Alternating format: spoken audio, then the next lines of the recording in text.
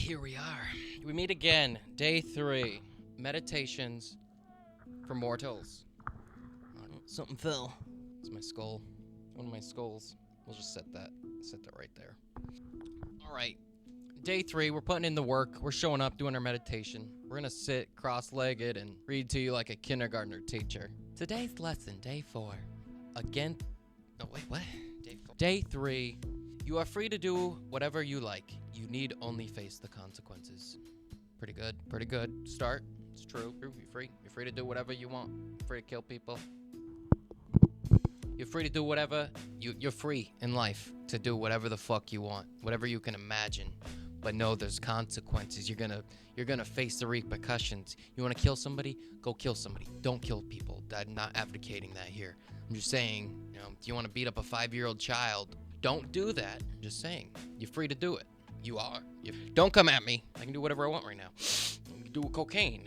You're gonna face the repercussions, but let's continue on. A friend of mine was trying to decide whether to leave his marriage. Great start. Through neither partner's fault, it was clearly headed nowhere good. But he felt paralyzed by 2 equally appalling options. To walk away would mean causing anguish to his wife and scandalizing his traditionalist family, but to grit his teeth and stay would to be condemn both of them to decades of misery or force his wife to do the leaving. As it's all too easy to do in such dilemmas, he'd subconsciously concluded that if given an option, wouldn't be painless, and it was clear that neither option would be, it must therefore be impossible. So he froze in place, hoping some third option might magically make itself known. That sounds stupid. You're just waiting? You're waiting for the golden limousine to show up?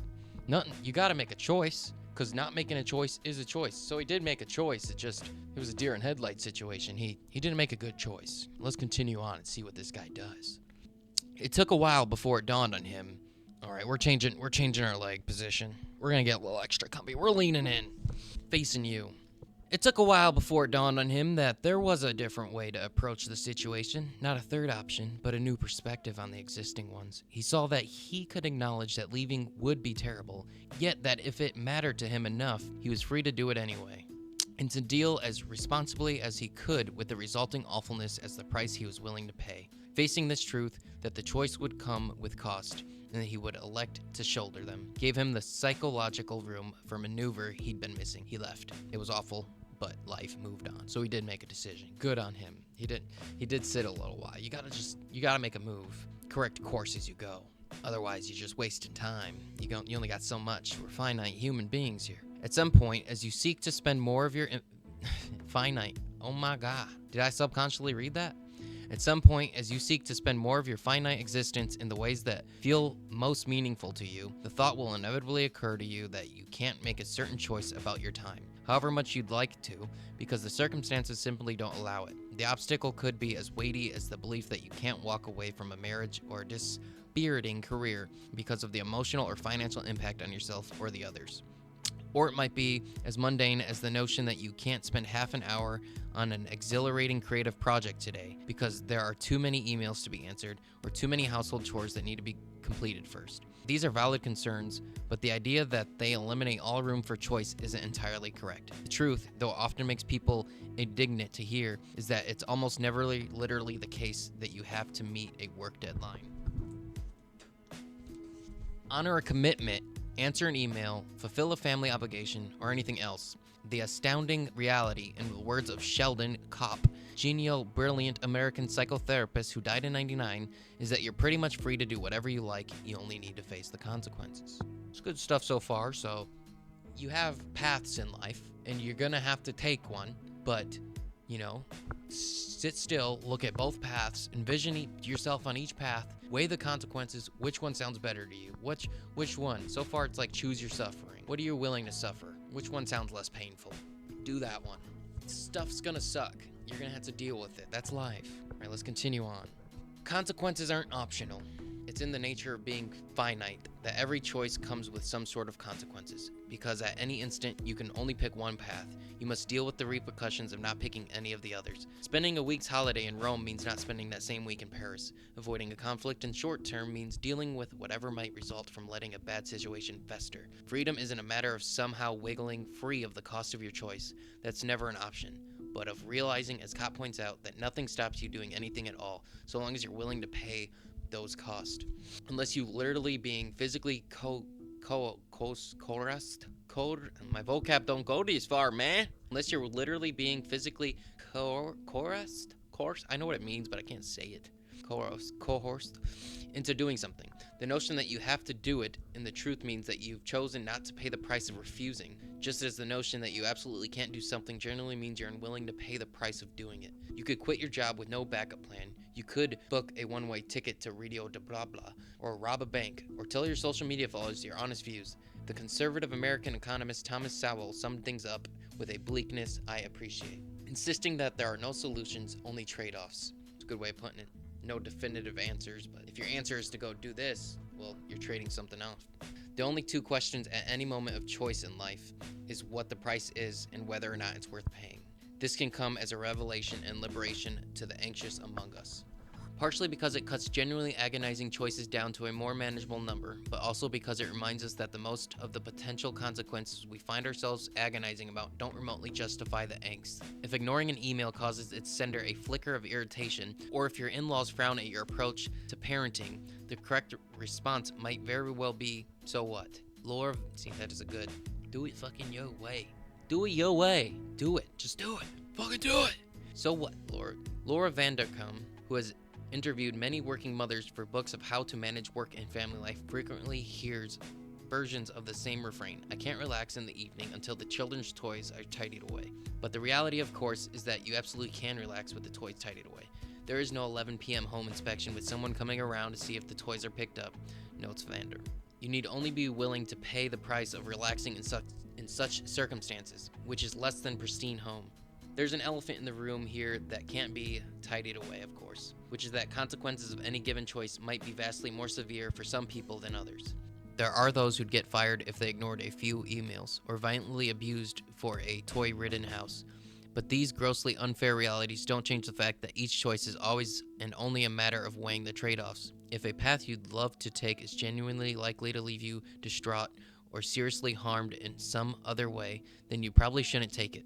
But for most of us, if we're being honest with ourselves, the temptation is often to exaggerate potential consequences, so as to spare ourselves the burden of making a bold choice. To take the fact that a given choice might be unfeasible, but for the unprivileged, as a reason not to make it for yourself. But unless it's you who's underprivileged, that's an alibi, not an argument. It was a central insight of the philosopher Jean-Paul Sartre that there's a secret comfort in telling yourself you got no options, because it's easier to wallow in the bad faith of believing yourself trapped than to face dizzying responsibilities of your freedom. It's true. Too many people point the finger and don't just stop playing the victim. Okay, everybody's a fucking victim. Everyone has shit happen. You just gotta get up. You gotta do it. You gotta stop blaming the world and do the thing. Do what everyone else is doing. Yeah, life sucks. Work sucks. Shit sucks. You gotta be doing something. It all sucks, okay? So choose the less sucky thing and then get better at it so it sucks less. Okay, continuing on. But the liberation can be dizzying too. When you begin approaching life as a matter of facing consequences, you'll frequently find yourself declining to spend time on things you never much cared for in the first place, but might previously not have dared to turn down. At other times, though, you'll go ahead and do the undesired thing anyway because you understand the cost and you don't want to incur in it. Notice how different that is, how different it feels. From grudgingly saying yes because you feel like you have no choice, then resenting it for days. For example, perhaps you care enough about a friend who's asking you to cancel your plans and help her move this weekend that it's worth saying yes. The stress and disappointment you'd caused her by refusing is a price you're unwilling to pay. Good point. So you chose by helping her because you didn't want to deal with the pain of not helping her. It's a good way. Whatever choice you make, so long as you make it in the spirit of facing the consequences, the result will be freedom in the only sense that finite humans ever get to enjoy it. Not freedom from limitation, which is something we unfortunately never get to experience, but the freedom in limitation. Freedom to examine the trade-offs, because there will always be trade-offs, and then to opt for whichever trade-off you like. That's it. We finished it. We finished day 3. I like that ending with the... I like the not freedom from limitation, which is something we unfortunately never get to experience, but freedom in limitation. Because if you think about it, there is no such thing as freedom. Freedom doesn't exist. You're not even free to the body. You're not free from the mind. you stuck with it. You're only free to have the choices set in front of you. That's everything in life. So you're free.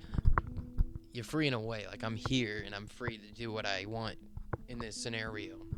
I'm free to my limitations. Yeah, it's a good chapter. Yeah, it's a good one. Pretty much choose your suffering. Choose your suffering. What would you rather have? You're gonna have to choose one. Choose your path. It's good stuff. Read this book. It's a good book. If you're not even a book reader, this is really pretty easy to read. I know it might not seem like it when you hear me reading it, but it is. It's pretty easy and the chapters are so short. Look how fast we went through it. Go through them quick. Good stuff. Do your thing. Next time you have to decide when you have options, pull both options. Be like, well, if I go to Wendy's, I won't be able to get those chicken nuggets from McDonald's. But if I go to Wendy's, I can get a Baconator. Yeah, but if I go to McDonald's, I can get a McFlurry. Yeah, but if I get a McFlurry, I'm going to get fatter. You just see? You just choose your suffering. I know food isn't a very good option. It's not. It's definitely not a divorce scenario or marriage thing, but get out of here. Go. We did our thing. You know what sucks? Before you go, I already recorded this video, but I forgot to hit record. Forgot to hit it. Forgot to hit the fucking button. You know how painful that is? When I deal... I haven't done that in a long time. Maybe like, I don't know, like 10 months ago. That was disappointing. I put it... The first one was more authentic, but all I have is the audio. I could have just released the audio, but that would... You want to get this. You want to see my pretty face. Alright, get out of here. Go.